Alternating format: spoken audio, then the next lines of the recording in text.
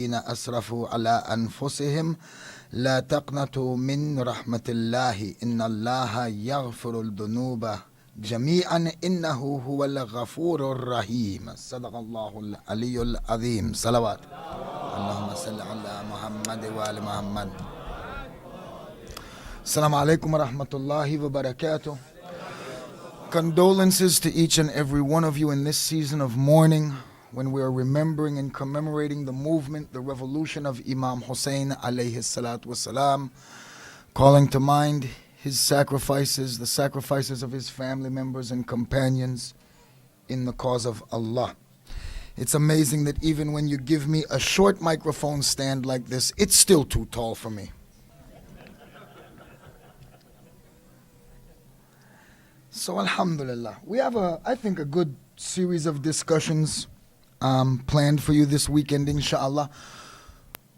Really, we want to talk about some of those things that we're afflicted with. Maybe we don't even know it. Illnesses, and not to scare anybody, but sometimes big spiritual illnesses that we're afflicted with that we don't even know. 100 blessings on physical ailments. Really. Because when you get sick physically, right, it causes pain and discomfort. And that make you go to the doctor to find out what's wrong, get some medicine and to seek cure. Sometimes some of the illnesses that we have in our hearts and in our souls, they don't cause any pain. And in fact, they can cause pleasure. And so we might not even think anything's wrong with us. We might think everything's great. But really we're ill, we're sick. And we want to talk about some of these things that hold us back. So since I was here 2 weeks ago, not here in Saba, but in the area, right? And what happens is, one thing I've noticed about the Bay Area, there's a lot of go and come, and that's beautiful. Really, because I travel around the country a lot, and we find that in every city there's always 3 or 4 centers, and that's fine, because geography sometimes demands that, right? That we got a lot of centers because it's a lot of Muslims living all over the place, and geography demands we can't be like these guys and have like a mega masjid, right? So we have like a center here and a center there. In most places there's no rafta ahmad, there's no like go and come from different masjid. Like in most places, like the people who go to this center, they're like, no, we don't go to that masjid. We're at war with them, Alhamdulillah, here in Bay Area, you don't seem to have that problem. Everybody goes and comes. So we're going to introduce our topic and have a different topic than what we just talked about. But we're going to start talking about some of those same things, because some of those same things are issues that we all need to talk about. And it's a good starting place. So just for the academic purpose, right? Like in Hawza Ilmiya, they say when you're going to talk about something, the first thing you have to do is define it. Like you look at any Hawzavi book, the first thing they start with is like a real technical kind of definition, So let's start with the definition today. First, send a salawat. Let me get my tea.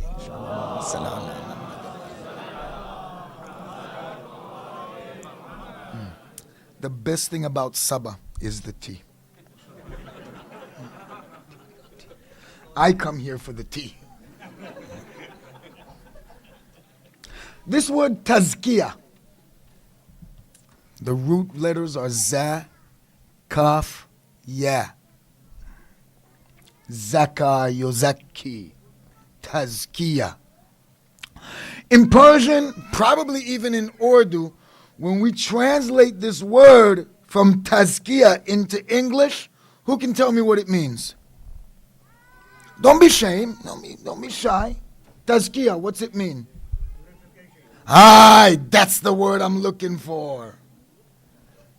I'm sorry, I just set you up.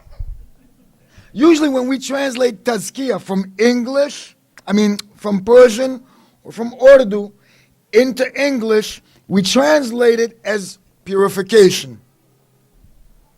And maybe even our Arab brothers make this mistake, right? I don't hang out with Arabs nearly enough.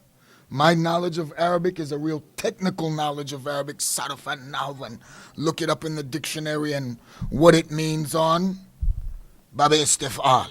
You know, so it's a real technical knowledge of Arabic. Tazkiyah, when we translate it from Persian or Urdu into English, we translate it to mean purification, when in fact that's not what it means. The same root word gives us the word zakat in Arabic. What does zakat mean? I'll give you literal example of what zakat means. Some people will come and tell you, look, zakat means to purify your money. When they tell you that, right, give me their phone number. That's not what it means. This word, zakat, tazkiyah, zakat, it means growth. To translate it into Persian, to translate tazkiyah into Persian, we call it rushd. Yani growth, numov, they say in Persian also, right? Yani really growth. Allama Tabatabai says, and he specifies it, he says this tazkiyah, it doesn't just mean growth, but it means good growth. Because we can differentiate between growth. Like somebody could grow in bad and grow in evil and become an expert at oppression. And they're growing, but this isn't good growth. Tazkiyah in the Arabic language, you go and you look it up too, because, you know, I don't want you to take my word for it. Go and look it up. Tazkiyah means to grow. And when we talk about that this religion is about tazkiyah, then a lot of us think it's about purification. So we think we got to make our wudu better, and we got to purify our hearts and purify our hands and our tongues. And this is correct. You have to do this. But tazkiyah means to grow. And so the question I want to ask is, in our practice of this religion, are we growing? Yani, in our life, in our dunyawi life, are we growing? Because in Islam we don't make a differentiation, huh?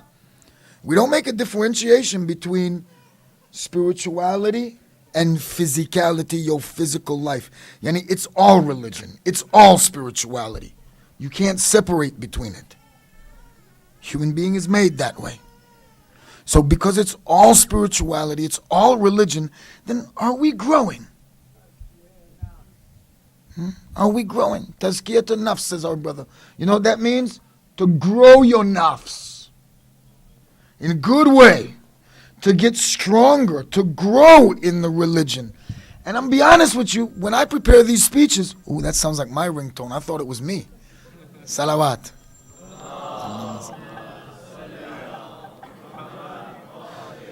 That's my cue to turn mine down too. Now I need that ringtone, because these new style ringtones that they have that don't sound like a telephone, I don't recognize it as a telephone, and I never answer it. So I have to have the ring. So that's a phone. Tazkiyah means to grow. And one of the questions we have to ask ourselves is, are we growing? And so this is where I want to start from with you, right? I'm not going to look at you, because people get mad when I say you. Let's say me. I've been in the religion now a cool 30 years. And when I look at myself and I examine myself, I see that, yeah, I've grown, maybe a little physically, but not much since I've been 17. Maybe I've grown a little bit, and maybe we've developed somewhat spiritually and religiously, right? We've known more. But really, 30 years on, really I'm still that same person. And I think that if we're all really honest with ourselves and really examine ourselves, yeah, we've grown and we've developed. Like, I've conquered a lot of my anger issues. I don't jump out of the car and chase people down the highway with a baseball bat in my hands anymore.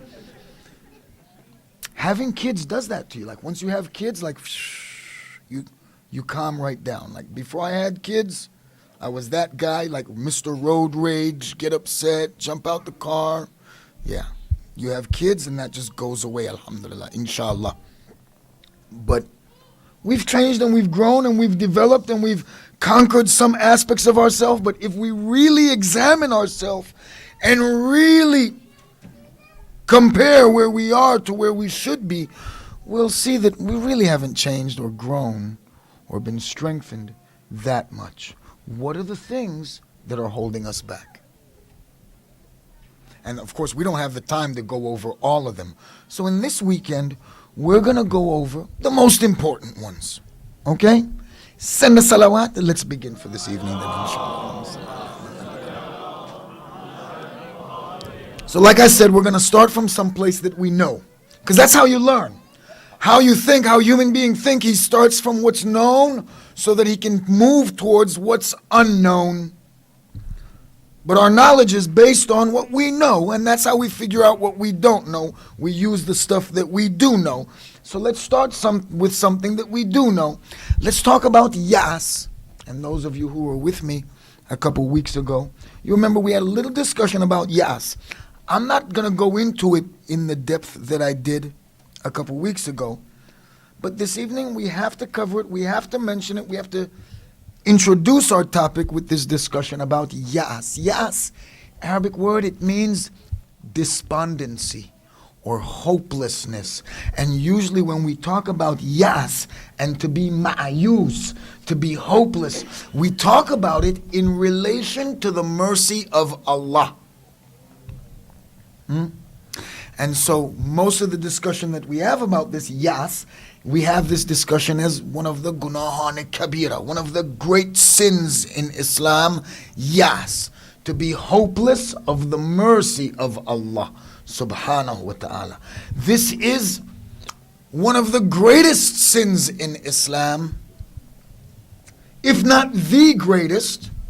If you look at Ayatollah Dastaghaib's book, Shahid Mehrab, Ayatollah Dastaghaib, he has a book called Gunahan Kabira, the great sins in Islam, like the big sins in Islam, and we'll make it straight for the young people. We only say great sins, big sins, and little sins, yani, so we can differentiate between them. But there's no such thing. We will make that clear right now. There's no such thing as a little sin. Every sin is a big sin. Every sin is a great sin. But when we talk about great sins, big sins, we're talking about those ones that will destroy you. Baba, you made a mistake. You went to school. You ate the cafeteria food. It was delicious. You made a sin by eating that meat. It's okay. You can bounce back from that. You can come back from that. It's okay. You made a mistake. You slept too late. You missed your salat. It's a mistake. It's a sin. You can bounce back from that. There's some sins you can't bounce back from. There's some big sins that inflict such a damage on the human being that to turn ourselves around from those sins is very difficult. Yas, hopelessness is one of them. And when we talk about Yas, as we said, usually we talk about it in relation to the mercy of Allah. And that's why I started this evening with this verse of Quran. Let me read this verse of Quran for you so you can dig where I'm going with this. Bismillah ar-Rahman ar-Rahim. Allah subhanahu wa ta'ala, He says, "Say, O my servants, who have acted extravagantly against their own souls, do not despair of the mercy of Allah. Surely Allah forgives the faults altogether. Surely He is the forgiving, the merciful." Many times, we feel that because we've committed so many sins, or we've gone so far, or we've done so much, that Allah can't forgive us. Yani Allah won't forgive us. And we get this idea in our head, and it makes us hopeless from the mercy of Allah. Like, Allah's not going to have mercy on me. Allah's angry with me. Allah is upset with me. And a lot of us, we have those thoughts in our lives, and especially in our spiritual lives. This is one of those barriers that holds us back from growing spiritually, to become hopeless in the mercy of Allah. And because with this crowd we've had this discussion before, I'm going to move along a little quickly here. Where does this come from? This hopelessness in the mercy of Allah. Where did we learn it? Like, where did we pick it up at? We picked it up somewhere. And we didn't get it from Hazrat Rasulullah sallallahu alayhi wa sallam. And we didn't receive it from A'imma. We didn't get it from Ahl Bayt alayhi salam. Where did we get it from? Where does this idea come from? How did we get hopeless from the mercy of Allah? And this verse right here is saying, "O my servants who have acted extravagantly." Yani, they've gone way out of bounds with their own selves, with their own souls, with their own sinfulness. Allah says, don't despair of the mercy of Allah. Allah is surely the forgiving and the merciful. Allah. Where do we get this idea from? Where does it come from? It comes from a misconception of Allah. We have a misconception of Allah. We have a Judeo-Christian concept of Allah. We believe in a God that is angry, vengeful, jealous, and he's out to get us. That's the God we believe in. You know that Old Testament God? Hear, O ye children of Israel, I your God am one God. I your God am a jealous God. And so we've taken on some of these ideas that our God is angry, our God is jealous, our God is vengeful. And most of all, in our own little personal relationship with Allah, our God is out to get us. This is the relationship that we've built with Allah and the concept that we have of Allah. So I want to start this evening by destroying this. So let's upset everybody. Allah's mood doesn't change. A lot of us like to have the idea of a God that gets happy when we do something good. You know, we do some good deed and Allah. And we commit some sin and He. And today He's happy and tomorrow He's mad and the day after He's angry. A lot of us are very comfortable with that belief that we have an Allah that changes. He's happy one day, He's upset another day, He's mad one day. And we prefer to think that He's mad at us, right? That He's angry with me personally. Where's this concept come from? Where did we get this idea from that Allah's angry with us? And a lot of it comes from the culture that we live in, and a lot of it comes from the way that we've experienced and been taught this religion, yani by our own families and in our own centers and in our own Islamic schools.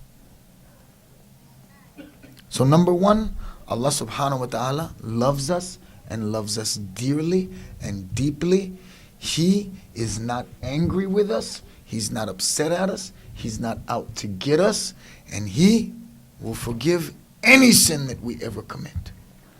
And in fact, there's a hadith al-Qudsi where Allah subhanahu wa ta'ala, He says, O Bani Adam, if you didn't commit sins and make tawbah thereafter, then I would destroy you and bring a creation that would.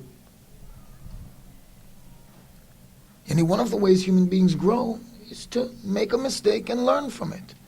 And we're not encouraging you to go on out and make mistakes and learn from them now, because wise people learn from advice, fools learn from making their own mistakes. Like my kids come and say, oh, Baba, I want to make my own mistakes. Are you a donkey? No, but all of us said that, because I said that when I was 16, 17, 18 years old. I want to make my own mistakes. And I made my own mistakes. And but here I am now suffering for them. I don't want you to make the same mistakes. Please don't make your own mistakes. Learn from mine. Right? So we don't want the people to go out and make the mistakes. Learn, gain wisdom, learn from other people's experience. Don't get your own experience. That's the way a fool learns. I'm going to get my own experience. But we have to accept this fact and realize that Allah subhanahu wa ta'ala loves us, cares for us. Everything that Allah has created, we learn in kalam, we learn in ideology class, Allah created it out of lutf. Lutf means kindness. Change that word. Say hub. Allah made everything out of love. So this much love, this much kindness. Allah isn't like the stern and angry father. Allah is like the loving mother. Huh? And this is the relationship we have to build with Allah. Imam Muhammad Baqir alayhi salatu wasalam. He said, whatever conception you have of Allah, then that's the way He'll deal with you. If you have a bad conception of Allah, that's the way you'll be dealt with. You have su'adhan, you have a bad opinion, that's the way you'll be dealt with. Khair then. Send a salawat. Let's move on, inshallah. So this yas, this despondency, this hopelessness from the mercy of Allah subhanahu wa ta'ala, definitely it's one of the things that stop us from growing spiritually. That one of the reasons that you and I are not growing spiritually and getting closer to Allah and feeling spiritual is because of this idea that we've done too much, we've gone too far, we've become somewhat hopeless in the mercy of Allah subhanahu wa ta'ala. We have to get rid of this idea, realize that Allah loves us and is ever ready to have mercy on us and to forgive us, that it's all about our growth. But that doesn't mean that our discussion about yas is finished. Tonight we have to finish this up real quick so we can move on. Yas is a big sin. And it's not just yas, despondency, being hopeless from the mercy of Allah. There's another type of hopelessness. There's another type of despondency. There's another type of yas that is just as bad as being hopeless from the mercy of Allah, maybe even worse. And we wonder, what could be worse than being hopeless from the mercy of Allah? You know what could be even worse than that? And many of us are suffering from this type of hopelessness, because a lot of us now, if I say, which one of us in here is hopeless from the mercy of Allah? Then no one will put up their hand. Everybody will say, no, not me. I'm hopeful. Allah will have mercy on me. I'm trying my best. I'm working hard. I'm trying to change. Allah will forgive me. All of us will say that. None of us will admit to being ma'ayus min rahmatillah, to be hopeless in the mercy of Allah subhanahu wa ta'ala. But I still say to you, each and every one of us in this room tonight, we're hopeless. Because that other type of yas and hopelessness that we're talking about, that is just as bad as being hopeless from the mercy of Allah, is that hopelessness that we have in ourselves. I'll be honest with you. This is probably one of the greatest obstacles to spiritual growth that we face in our daily lives. The hopelessness that we have in our own selves. And I'll prove it to you that we're hopeless. Like if I go to a brother and I say, brother, how come you can't be like Imam Khomeini? He'll say, Baba, Imam Khomeini, he's up there. I'm down here. How can I be like him? Much less if you say, look, you have to be like Rasulullah, they'll say, Rasulullah is up there. He's the best of the creation of Allah. He's up there, I'm way down here. How can I be like him? So why did Allah call him Uswatun Hasana? Allah called Prophet the best of examples for you. So he's up there and I'm down here. I can never be like him. How's he Uswatun Hasana then? So what, you have a best example that you can never be like? This is your best example, but you can't ever be like him. That sounds pretty darn hopeless to me. And forget about Prophet and Imams, right? We can't even see ourselves on the level of like an Ayatollah. One of the ulama was telling a story, right? He said one time one of his kids was watching, the famous picture when Imam Khomeini is being brought down, escorted down the stairs of the plane by the pilot, right? It's the pilot that's got his arm and bringing him down the stairway of the plane. And so his son said, "Oh, I wish I could be that pilot." right? And some want to be that pilot. Because, kids, when they're at that age, they love uniform. It's exciting to be an airline pilot. You get to fly. And that too, fly with Imam in the plane. Allahu Akbar. But then Allah asked his son a very good question. And I think it'll tell us a little bit about ourselves too. He said, okay, you want to be pilot? That's good. What about if you were the Imam himself? And he said his son all of a sudden got stuck. Like, I never thought about that. Like, me? And most of us are like that.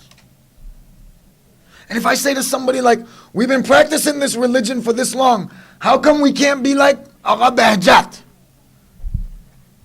Agha Baha'uddini, these great Urafan, ulama, these are ordinary men, born from ordinary men and women, just like me and you. We'll say, no, they're up there, I'm down here. You know what this indicates? A hopelessness in ourselves. We don't even believe in ourselves anymore. And I'll show you an example of it. Sometimes you have a great idea. Like a few years ago, we had a center that was right on the highway, and all the fitna in Tampa just wrecked it all. You guys are lucky. You have good leadership, alhamdulillah. But we had a center right next to the highway, and just down the block, there was a guy that had one of those big highway billboards on his property. So I told the brothers at the center, I said, man, we need to look in and find out we can get a billboard on the masjid property. It would be a great income for the center, Highway is right here. We could sell advertising space immediately. Nah, the government won't let us do it. Why won't the government let us do it? This guy has one. Oh, the zoning. Baba, what are you talking about zoning? That place got to be zoned the same as us. They're a block down the street. Oh, we can't do it because then we'll have to advertise haram things. And he said, what are you talking about? If it's your thing, you get to choose what you're going to put up there and what you're not going to put up there if it's yours. Right? You decide what you're going to advertise and not advertise. Oh, it's going to cost too much money. But everything is an obstacle. Everything you're going to come with an excuse. And we run into situations like that, right? Where you have this idea, something progressive, something to put some work in, something to push the program forward, and there's that one guy, there's that one sister that beats it down. It's hopelessness. How are we going to go out here and talk to the people around us about Islam and they see hopelessness in our eyes? Let's make something straight. People accept the religion based on that they see an alternative. If they look at us and they see that we're just as scared and just as hopeless and just as lost and just as trying to figure it out like everybody else is, then they're going to say, well, what's the use in changing? But they're just like me. These people are just as hopeless as my family. These people are just as negative as my family. These people are just as misguided as... Why should I change? Hopelessness in ourselves, in our own abilities, in our own capabilities, is one of the biggest spiritual obstacles that we encounter in a daily basis and in our daily practice of this religion. Send us salawat. Let me read some riwayat for you, inshallah. Salli ala Muhammad wa ali Muhammad wa ajil fajr.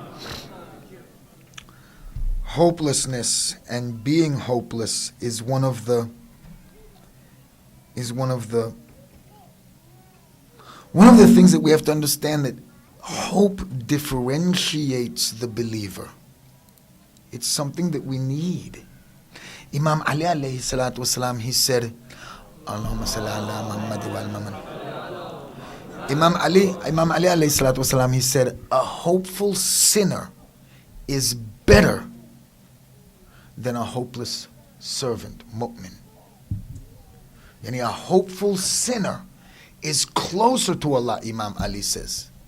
A hopeful sinner is closer to Allah than a hopeless servant. Yani the person on the street committing sin, but he has a hope in his heart that he can change. He has a hope in himself and a hope in Allah. He's closer to Allah than the servant that's in the masjid worshiping, but he's hopeless. He's hopeless in himself. He's hopeless in his Lord. That hopeful sinner is closer to Allah subhanahu wa ta'ala. Imam Ali alayhi salatu wasalam also said, hopelessness will kill the heart of its owner. This hopelessness that we carry it around inside of ourselves, towards ourselves, it kills our hearts. And it destroys them, prevents us from moving forward and progressing. Hopelessness has this effect on the human being. Send the salawat.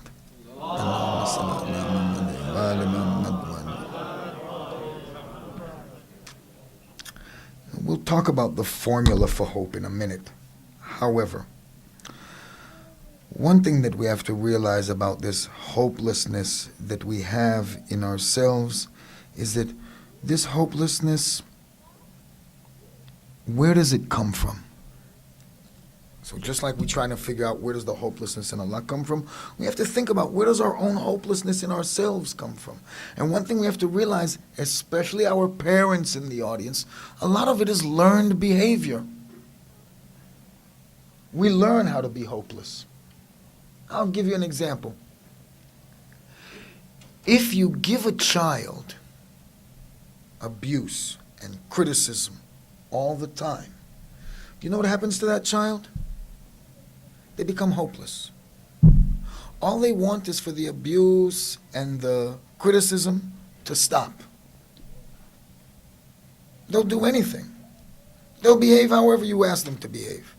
Just as long as that discomfort, that criticism, that abuse will stop. And we as parents, we can train them and teach them in that, how to cut them short and how to make them hopeless and how to cut back on their hopes. That when they say, Mama, I want to do this, they say, look, as long as you just make your salat. But what do you mean just as long as you just make your salat? Like a lot of our parents make that mistake. Like, Mama, I want to do this. Baba, I want to do that. Oh, yes, baby, just make sure you make your salat. Like the whole aim of this child's life, the whole thing that the parent wants from them is just you make your salat. One of the problems we have in our culture now, right, is that everybody gets rewarded. We have such low expectations for our children, right? So the low expectation that we have of our children is, it's okay, just as long as you're a good Muslim. It's all right as long as you are making your salat and fasting. That's it. That's all you want for that child? Don't be surprised that's all you get. A bum that can't hold a job, but he makes his salat 5 times a day and fasts Shahr Ramadan. But he can't afford to move out or get married or own a car or buy a house or do anything that other normal human beings do, because all we ever expected from him was that you should make your salat. Fast Shahr Ramadan.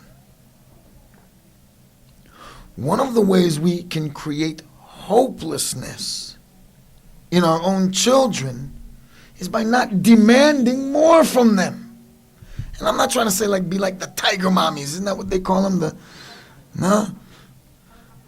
Or the tiger moms they took, or the Asian moms that like push the kids to be the best at everything, you know what I'm saying? Don't put the kids under that level of stress, right? But we should be demanding more from our kids. Asking more from them. And not just be satisfied with just a little bit. Because one way that we can make them hopeless in themselves and in their own abilities is by not allowing them to experience those things and to get involved into and actually do. So one of the things we have to learn then is the formula for building hope. Because there's a formula for it. And Islam details that formula for creating hope. And you need only look at dua to understand how to do that. Because all duas follow a particular pattern. All du'as, they have a particular formula. That's why it's very important to read the books of dua like Sahifatul Sajjadiyah, Mafatihul Janan, get acquainted with these books of dua, so that when we make our own duas, those duas that come from our own heart, that we use this formula. So number one fact about the formula for making dua, and it also happens to be the formula for hope. Number one, always begin with, of course, Bismillah ar-Rahman ar-Rahim and salawat.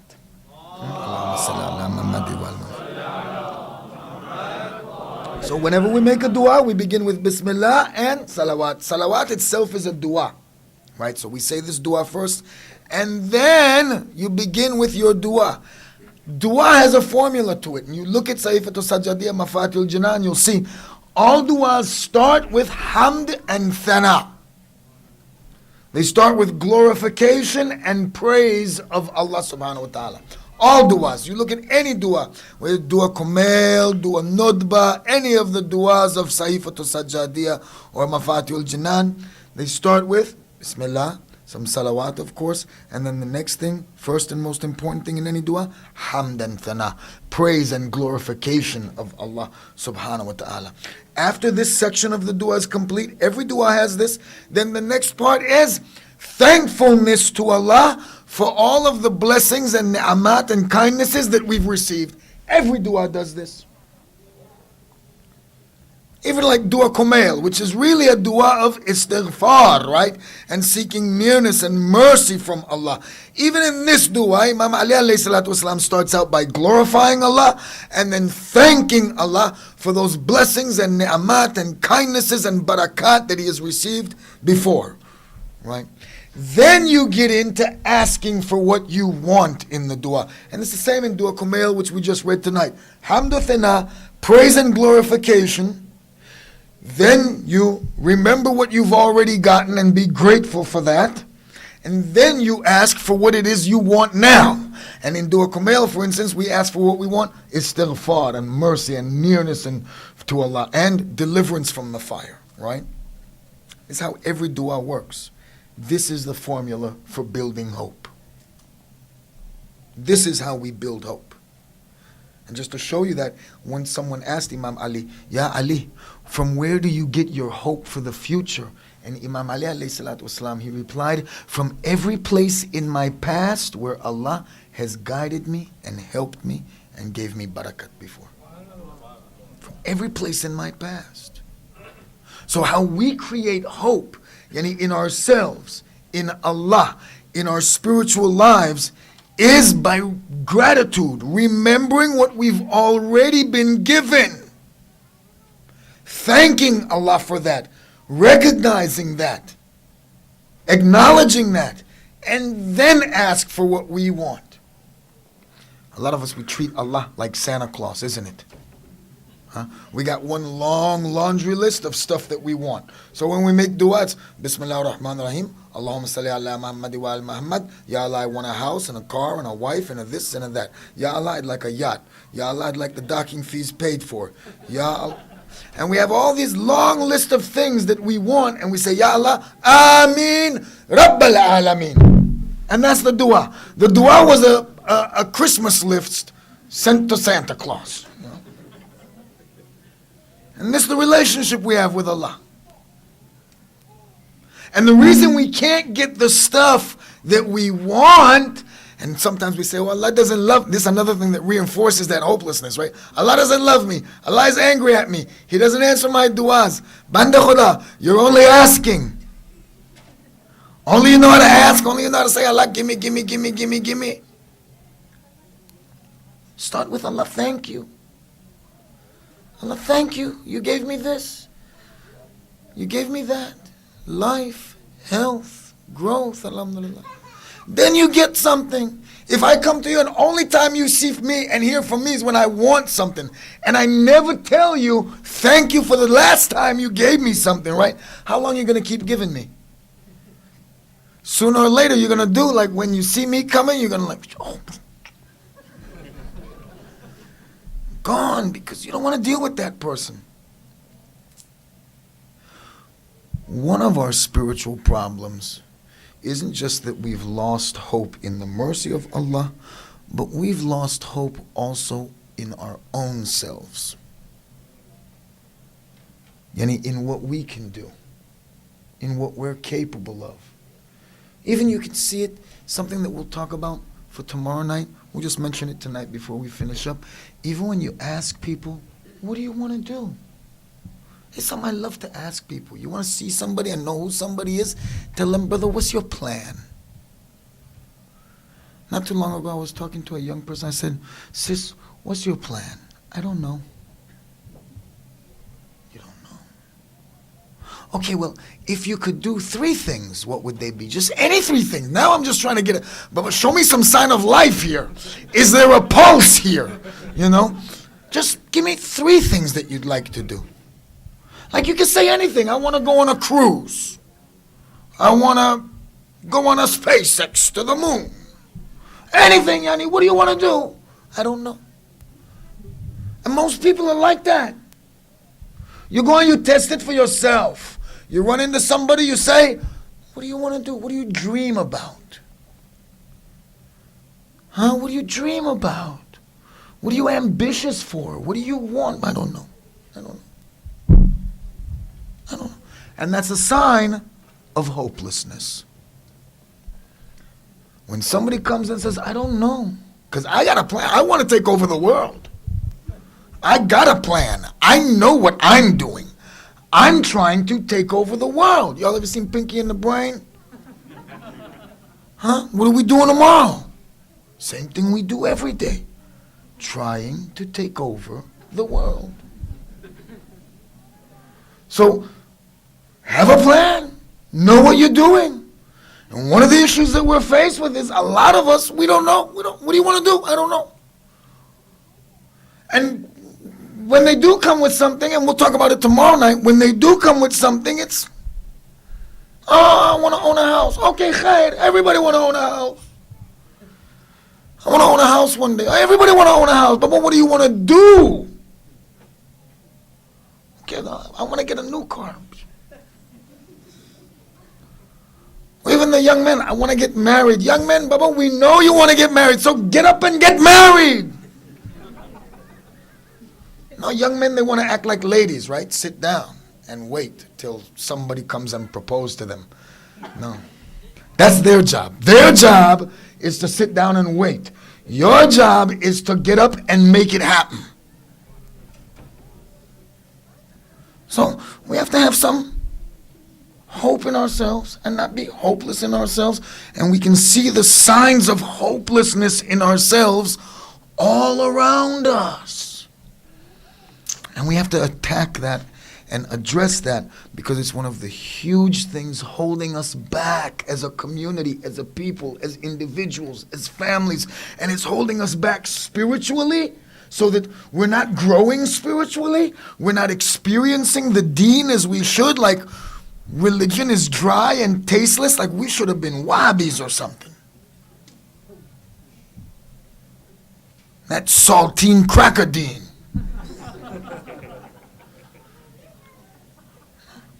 Imam Ali alayhi salatu wasalam, he said the mu'mineen enjoy life, get more lizzat, pleasure from life, than the mutrifeen. The believers get more pleasure in life than the people who spend their money to aish, yani to live. Like them who spend their money on yachts and spend their money on sports cars and Vegas. They can never get as much lizzat out of life as a mu'min. Ever, ever, ever, ever, ever, ever, never, ever. And we think that they can because we don't have any hope in ourselves. We don't even know who we are, what we can do. We're hopeless in ourselves. We've never enjoyed it. We do deen because we have to. It's what we think good people do. And we've never, not one day enjoyed it. We just do it. We've become hopeless in ourselves. It's one of our huge issues that we're facing. Spiritually, physically, it's holding us back in this life and the next. huge spiritual illness. We'll continue this discussion tonight. But what I want to do is talk a little bit about Imam Hussein's movement, especially to the young people. Because now we're coming towards Arba'een, right? What is it, like next week, isn't it? Huh? Look, young people, you come here during Muharram, from 1st of Muharram, and you stay here till 10th, 12th, 14th. Then it breaks up and it starts going every weekend. And you see your parents and the elders get together, and everybody's dressed in black, and Masjid is dressed in black, and we cry and we hit ourselves. And it might be very easy for our young people to see this tragedy at Karbala and to see it as a defeat.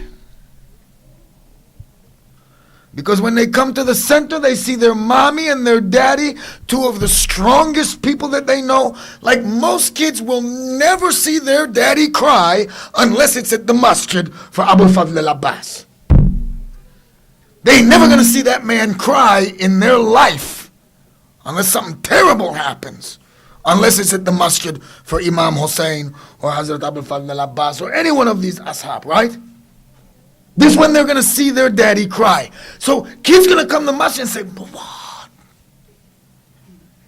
Daddy's crying? Mommy's crying? And there's something there that they could say, like, what's going on? This story, these guys year after year after year, they come here to do what? To cry? Look, let's understand something. This story of Karbala, this tragedy at Karbala, this revolution of Imam Hussein alayhi salatu wasalam, there is no message, no mission more filled with hope in the world than this revolution.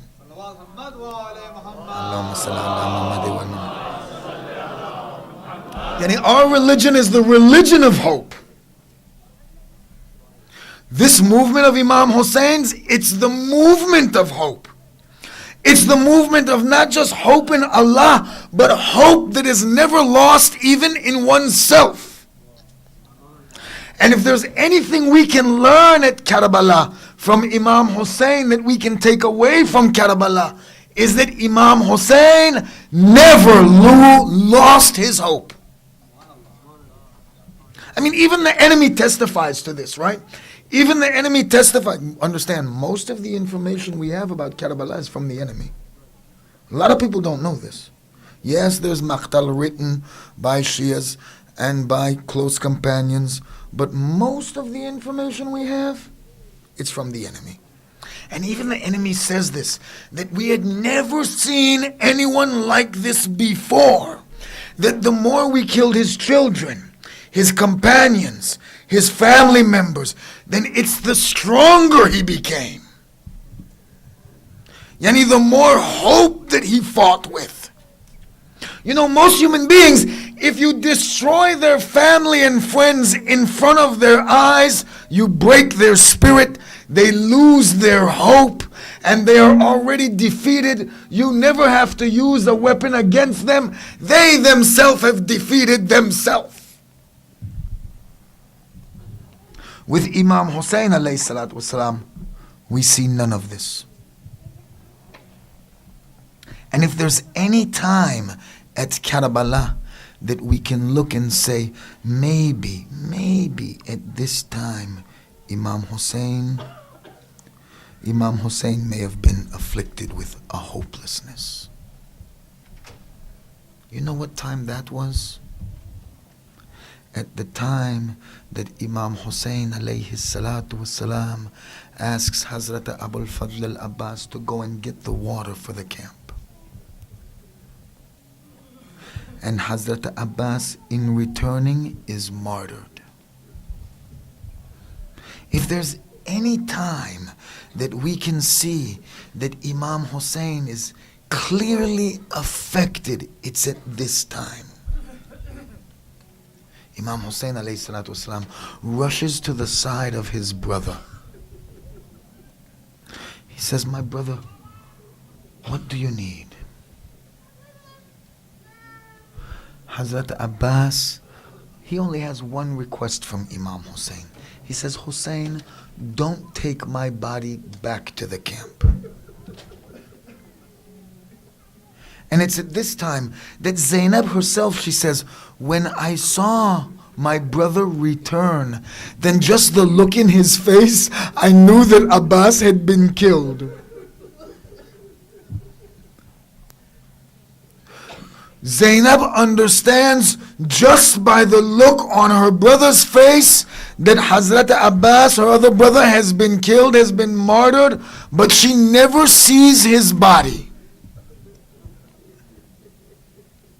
And this is something I want you to see, that's almost as though Hazrat Abul Fadl al-Abbas was thinking of this. Because you see, Abbas, it's as though he understood the meaning of hope also.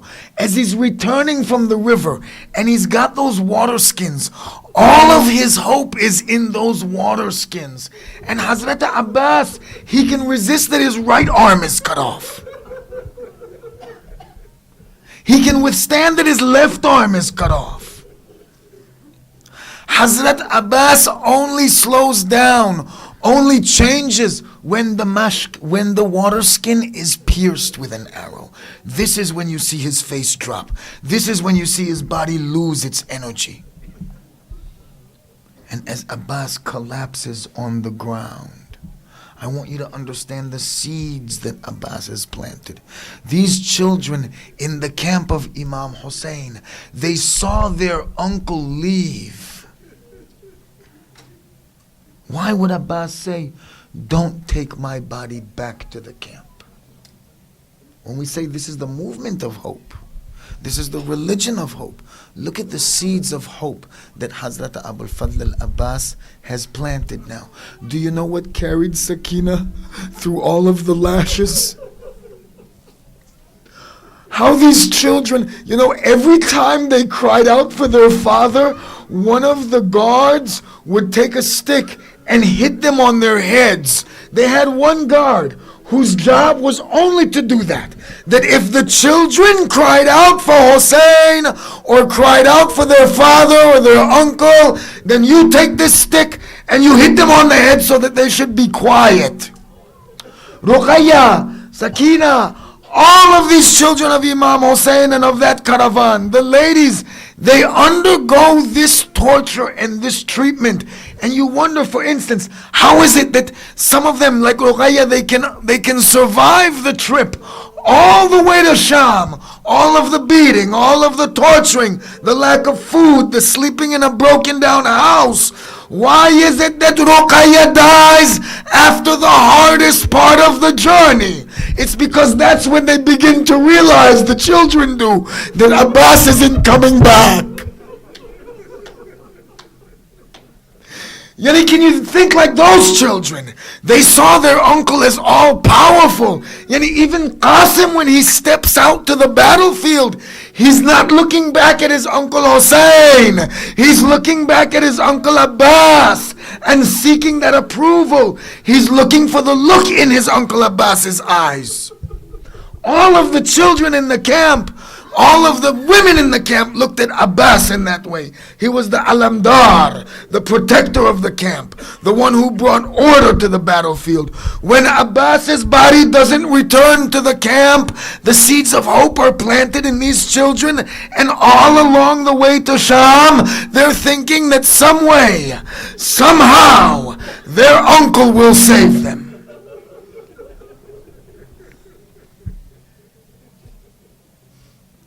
So what a blow it must have been. One afternoon, Ruqayya asks her auntie Zainab, she says, in the late afternoon, all of the children are going home. She says, Auntie, where are these children going? And Hazrat Zainab says, love, they're going home to their families. Ruqayya looks at her aunt and says, Auntie, when will we go home? Auntie, when will we be allowed to go home? This is when you begin to realize that Abbas has given these children hope.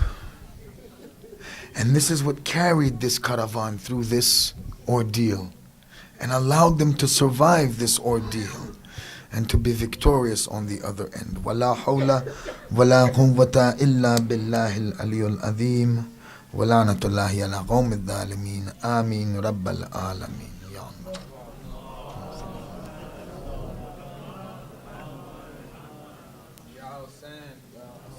Ya Hussein, Ya Hussein,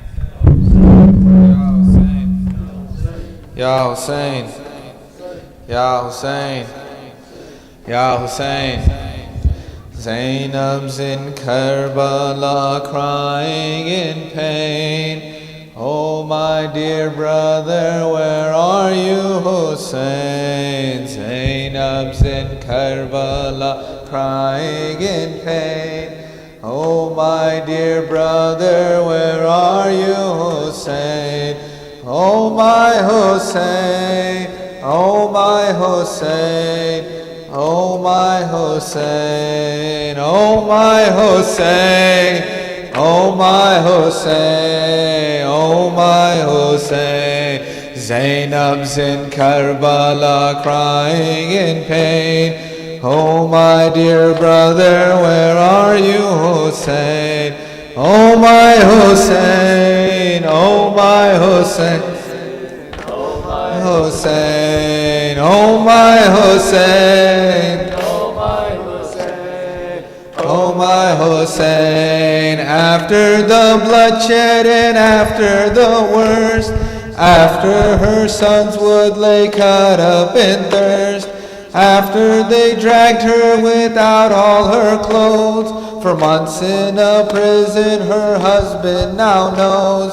Oh my dear wife, you were so young, your hair is now white. Husband of mine, your Zainab has seen the worst day in sight.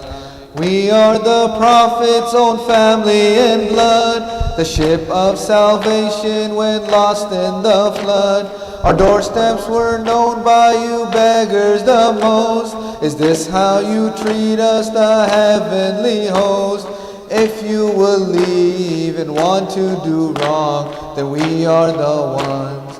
Leave us till death, but Hassan and he are the Prophet's own sons. Zainab's in Karbala crying in pain. Oh my dear brother, where are you, Hussein? Zainab's in Karbala crying in pain. Oh my dear brother, where are you, Hussein? Oh my Hussein, oh my Hussein, oh my Hussein, oh my Hussein, oh my Hussein, oh my Hussein. Out of the tents came the son of Hussein, who looked like the Prophet and bore Ali's name. He fought off the throngs with a Hashemi sword, defending his mother, his father, his Lord.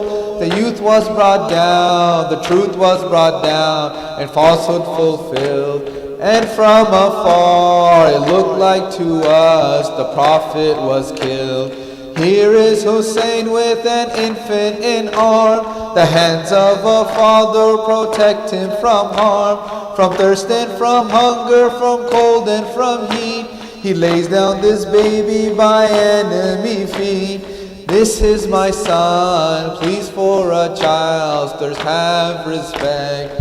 How can I say the arrow that pierced your white baby's neck? Zainab's in Karbala crying in pain. Oh my dear brother, where are you, Hussein?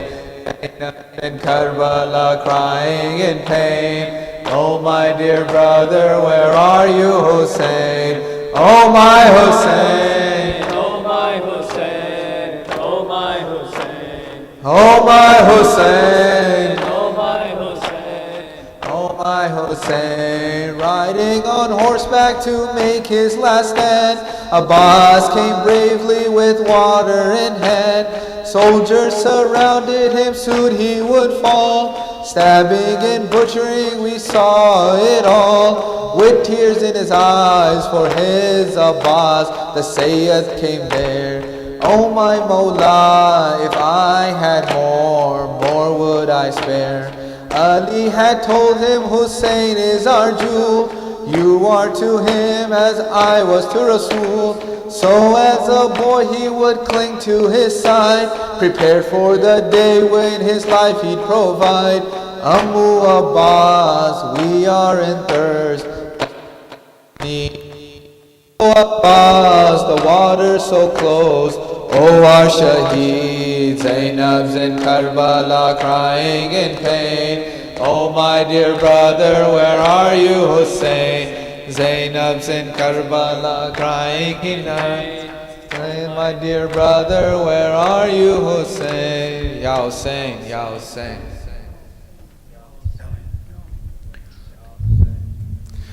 Let's recite Dua al-Faraj together, inshallah.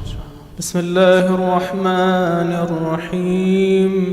اللهم كن لوليك الحجة ابن الحسن صلواتك عليه وعلى آبائه في هذه الساعة وفي كل ساعة وليا وحافظا وقائدا وناصرا ودليلا وعينا حتى تسكنه أرضك طوعا وتمتعه فيها طويلا برحمتك يا أرحم الراحمين. صلوات.